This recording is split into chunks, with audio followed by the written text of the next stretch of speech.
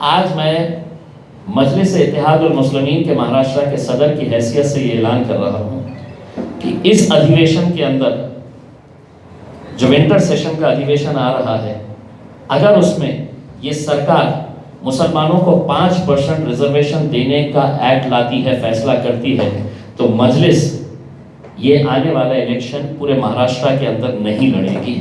हम उनको तोहफे के तौर के ऊपर, तुम मुसलमानों को तोहफा देना, ये 5% रिजर्वेशन देकर हम तुमको तोहफा देंगे कि हम पूरे महाराष्ट्र के अंदर महानगर पालिका का चुनाव नहीं लड़ेंगे।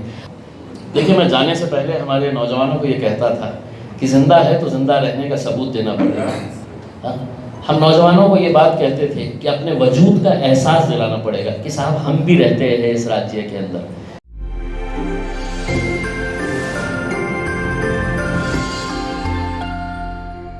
हमने आपसे एक सवाल किया कि भाई मुस्लिम रिजर्वेशन के बारे में आप क्या कर रहे हैं, तो उन्होंने हमको जवाब दे रहे नहीं, आप पश्चिम बंगाल में इलेक्शन लड़ने के लिए गए थे, वहाँ पे क्यों गए थे। हमने उनसे कहा कि साहब हमारी 93,000 वफ़ की ज़मीन हमको वापस करिएगा करके, तो बोल रहे नहीं, आप उत्तर प्रदेश में कितने सीटें लड़ाने वाले हैं, क्यों लड़ाने वाले हैं, किसको फ़ायदा।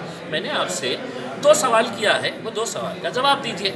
और हम जब पूरा रास्ता मुंबई तक गए थे, हमको ये मालूम था कि ये हमको आने इसलिए नहीं देना चाहते हैं कि इस सवाल का उनके पास जवाब ही नहीं है। तो हम उनसे जो सवाल कर रहे हैं उसका कोई जवाब नहीं है, और घुमा फिरा के कुछ तो भी उल्टा पुल्टा बात करे जा रहे हैं। कुछ मुसलमानों का उस ओबीसी के अंदर इंक्लूजन था, यानी कि अब वो भी ख़त्म हो चुका है। अब तो और ज़्यादा वो हकदार हो गए हैं। हमारा ये कहना है कि ओबीसी रिजर्वेशन के ताल्लुक से महाराष्ट्र के अंदर हमको उम्मीद इस वजह से कुछ ज़्यादा नज़र नहीं आ रही है कि बहुत दुर्भाग्यवश है कि ओबीसी का कोई भी महाराष्ट्र के अंदर नेता नहीं है। एक आवाज़ के पीछे जो पूरा ओबीसी समाज, इतना बड़ा समाज होने के बावजूद हर कोई अपने राजनीतिक स्वार्थ के लिए, ओबीसी का नेता कौन है तो बोले छगन भुजबल, वो जा ही नहीं सकते हैं एनसीपी के आगे। पंकजा मुंडे, धनंजय मुंडे, वो अपने पार्टी के और अपनी कुर्सी के लालच के अंदर इतने बुरे फंसे हुए हैं कि वो अपनी पार्टी छोड़ ही नहीं सकते हैं। एकनाथ खड़से साहब, अगर ये 4 ओबीसी के लीडर एक प्लेटफॉर्म के ऊपर आ गए तो आप देखिएगा कि महाराष्ट्र के अंदर कितना बड़ा एक राजनीतिक भूचाल आ सकता है। लेकिन यही 4-5, और वही हमारा बात कहना है कि मुसलमानों के ये जो 4-6 मंत्रियां जो बैठे हैं अपनी कुर्सी की खातिर, अगर जिस दिन इन्होंने तय करे कि हम अपना इस्तीफ़ा लेंगे और अपने पार्टी के मुंह पे फेंक कर मारेंगे, तो आप देखिएगा कि कितना बड़ा बदलाव महाराष्ट्र की राजनीति के अंदर आ सकता है। लेकिन मेरी कुर्सी बचाना है, कौम गई भाड़ में, चूल्हा में गई, हमको क्या लेना देना है, रिजर्वेशन मिलो ना मिलो, वक्फ बोर्ड की ज़मीन मिलो ना मिलो करके। तो यही चंद लोग हैं जिन्होंने पूरे कौम को इस बर्बादी के रास्ते के ऊपर लेकर। देखिए, काका साहब शिंदे के लिए हम इस वजह से गए थे कि हमने मराठा रिजर्वेशन के ताल्लुक से पूरे महाराष्ट्र के अंदर जो मोर्चे निकाले गए थे उससे भी हमने प्रेरणा ली है। और ये प्रेरणा ली है कि जब सड़क के ऊपर पूरा मराठा समाज उतरा कि मेरे समाज को रिजर्वेशन मिलना चाहिए, तो उसमें है तो कई सारे शिवसेना के मराठा थे, भाजपा के मराठा थे, कांग्रेस के मराठा थे, एनसीपी के मराठा थे, सभी राजनीतिक दलों के मराठा बोलकर मैं वहाँ पे उतरे थे। लेकिन जब हम उतरे हैं इस लड़ाई के अंदर तो सिर्फ मजलिस इत्तेहादुल मुस्लिमीन उतरी है यहाँ पर। तो कहाँ है वो कांग्रेस के मुसलमान, कहाँ है वो राष्ट्रवादी के मुसलमान? क्या तुमको सिर्फ है तो उनके तलबे चाटने की पड़ी है? तुमको सिर्फ अपने छोटे ओहदे चाहिए? उसमें कौम के लिए तुम कभी भी समाज के लिए आ नहीं सकते। हमने रिटर्न के अंदर उनको पत्र दिए और आजिज़ी की उनसे, हमने विनती की है उनसे कि आप लोग भी आइए, इसके अंदर शामिल होइएगा करके एक मरतबा। लेकिन किसी ने भी इसका कहीं पर भी कोई प्रतिसाद नहीं दिया कि हम भी आना चाहते हैं एक मुद्दे के ऊपर। तो हमारा ये कहना है कि अगर आगे लड़ाई होगी तो हम बहुत तेज़ी के साथ इसको आगे लेके जाएंगे और लड़ेंगे पूरी ताकत के साथ। मेरा यही कहना है। हाँ, मुसलमानों की राजनीति क्या है? मुसलमानों की राजनीति सर, हमको महल्ले के कॉर्पोरेटर बना डालो, जिला परिषद का एक सदस्य बना डालो, स्टेज के ऊपर बैठने के लिए दाढ़ी वाले टोपी वाले को बिठा डालो और ये मैसेज दे डालो कि साहब देखो ये मुसलमान स्टेज के ऊपर बैठा है करके। उस स्टेज के ऊपर बैठने वाले मुसलमान की हैसियत क्या है करके ये सारे लोग औरंगाबाद के उदाहरण ले लो आप। तो हमारे तो बस यही रह गया है कि हमको दिखावे के लिए ये कर रहे हैं करके। क्या ये शरद पवार साहब की जिम्मेदारी नहीं है कि महाराष्ट्र से एक मुसलमान एमपी चुना कर लेकर आए करके? क्या तुमको सिर्फ वोट चाहिए? वोट डालने के लिए मुसलमान चाहिए? कोई बड़े ओहदे के ऊपर कोई नहीं चाहिए तुम्हारे को। एमपी तुम बनेंगे, सारे जितने भी अहम पोस्ट है वो तुम उसके ऊपर बैठ जाएंगे करके। नवाब मलिक साहब माइनॉरिटी डिपार्टमेंट के मिनिस्टर है, उन्हीं की ज़बानी है बहुत जल्द। अरे कितने जल्द?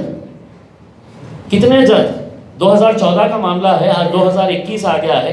तुमने तो सबसे पहले, और उन्होंने अपने उसमें बोला है कि हमारे उसके अंदर था करके, मैनिफेस्टो के अंदर था। ठीक है, मराठा समाज का अगर कोर्ट के अंदर मैटर चल रहा है, मुसलमानों का क्या है करके उसके अंदर आप बताइए, देना है नहीं देना है करके उसमें। लेकिन हम आपसे पूछ रहे हैं कि साहब हमको रिजर्वेशन नहीं, आप पश्चिम बंगाल में क्यों लड़ने गए थे? हम आपको बोल रहे साहब हमारी वक्फ बोर्ड दो, नहीं साहब हम ये दिल्ली में जाके इलेक्शन लड़ने वाले। अरे उसके ऊपर हम अलग चर्चा करने के लिए तैयार होना है। ये मुद्दों के ऊपर आप बात करिए जिन मुद्दों के ऊपर हम बात कर रहे हैं। हमारी जो मुंबई तक का जो हमारा जो सफ़र था वो आपको समझ में आ गया होगा कि हम वहाँ पर क्यों गए। और अब इसके आगे भी अगर कोई हमारे ऊपर उंगली उठा रहे हैं यही राजनीतिक पार्टियाँ, हमने किससे प्रेरणा ली? सुनिएगा, मुंब्रा के जितेंद्र आभार साहब ने क्या कहा कि हमको अपनी ताकत दिखाना पड़ेगा, सड़क के ऊपर आना पड़ेगा। हमने उनसे प्रेरणा ली। हमने उस वक्त के कांग्रेस के जो अध्यक्ष थे मानिकराव ठाकरे साहब, उन्होंने कहा कि हमको अपनी ताकत दिखाकर रास्तों के ऊपर आना पड़ेगा, मोर्चे निकालना पड़ेगा, धरने करना पड़ेगा। उनकी ज़बानी है। कांग्रेस के कुछ नेता तो इतना चीख कर चिल्ला रहे थे वहाँ पर कि उनकी असेंबली के अंदर उनकी आवाज़ बैठ गई थी। अमीन पटेल साहब इतना चिल्ला रहे थे। अब हमारा ये सवाल है कि पिछले 2 सालों के अंदर आपने क्या किया है? अगर नवाब मलिक साहब ये कह रहे हैं कि हम बहुत जल्द, तो आपका डेफिनेशन क्या है बहुत जल्द का? अदालत ने फैसला किया हुआ है 1 दिन के अंदर, 1 दिन में, अगर आने वाले अधिवेशन के अंदर इन्होंने चाहा कि हम इसको ऑर्डिनेंस नहीं, हम बिल के तौर के ऊपर हम लेके आ रहे हैं, हमारे पास एब्सोल्यूट मेजॉरिटी है, क्योंकि तीनों अपने आप को जो सेक्युलर कहने वाले लोग हैं, कि मजलिस इत्तेहाद उल मुस्लिमीन के महाराष्ट्र के सदर की हैसियत से ये ऐलान कर रहा हूँ कि इस अधिवेशन के अंदर जो विंटर सेशन का अधिवेशन आ रहा है, अगर उसमें ये सरकार मुसलमानों को 5% रिजर्वेशन देने का एक्ट लाती है, फैसला करती है, तो मजलिस ये आने वाला इलेक्शन पूरे महाराष्ट्र के अंदर नहीं लड़ेगी। हम उनको तोहफे के तौर के ऊपर, तुम मुसलमानों को तोहफा देना, ये 5% रिजर्वेशन देकर हम तुमको तोहफा देंगे कि हम पूरे महाराष्ट्र के अंदर महानगर पालिका का चुनाव नहीं लड़ेंगे। और एक बार के लिए हम इनकी ज़बानें बंद कर देंगे जो ये कहते हैं कि हम सिर्फ सियासत करने के लिए आए हैं। मजलिस सियासत करने वाली जमात का नाम नहीं है, मजलिस खिदमत करने वाली जमात का नाम है। अपने कौम के लिए लड़ने का नाम मजलिस इत्तेहाद उल मुस्लिमीन है। तो अगर आपको लगता है कि हम इसके ऊपर सियासत कर रहे हैं, तो आप हमारी सियासत बंद कर दीजिएगा। आपके हाथ में है हमारी सियासत बंद करना। और अगर आप नहीं करेंगे, अगर इस अधिवेशन के अंदर नहीं लेकर आएंगे, तो जिस तरह असदुद्दीन अवैसी साहब ने मुंबई के अंदर ऐलान किया है, आने वाले मुंबई के जो विंटर सेशन है वहाँ पे भी मोर्चा निकाला जाएगा, भव्य मोर्चा निकाला जाएगा और तीव्र आंदोलन। आप इसको इस ताल्लुक से पूरे महाराष्ट्र के अंदर हम ये आंदोलन चलाएंगे। इस फिल्म के अंदर आपने महज कुछ 8-10 लोगों को ही देखे हैं। ये फिल्म और बढ़ेगी अभी। देखिए, मैं जाने से पहले हमारे नौजवानों को ये कहता था कि ज़िंदा है तो ज़िंदा रहने का सबूत देना पड़ेगा। हम नौजवानों को ये बात कहते थे कि अपने वजूद का एहसास दिलाना पड़ेगा कि साहब हम भी रहते हैं इस राज्य के अंदर, हमारी भी एक पहचान है, हम इस देश के अंदर रहने वाले, हमारे साथ ये नाइंसाफ़ी क्यों हो रही है क्योंकि उसमें। तो यकीनन ये प्रेशर के बाद अगर वो ले रहे हैं तो बहुत अच्छी बात है, लेकिन बैठकें बहुत हो चुकी है। अब फैसला करके उठिएगा, फैसला करके उठिएगा, वरना बैठक के बाद है तो वही नवाब मलिक साहब बाहर आके निकलेंगे, यानी लवकर ये निर्णय तो कैसा अर्थ काही रहना नहीं। फिर विधानसभा के अंदर एक आध आमदार इतनी ज़ोर से वो करेगा कि अमीन पटेल के जैसा उसकी आवाज़ बैठ जाएगी उसमें।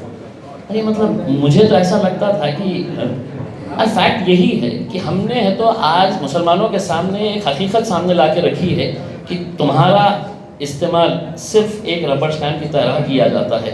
5 साल के अंदर वो आते हैं, तुमको दिखाते हैं, सपने दिखाते हैं।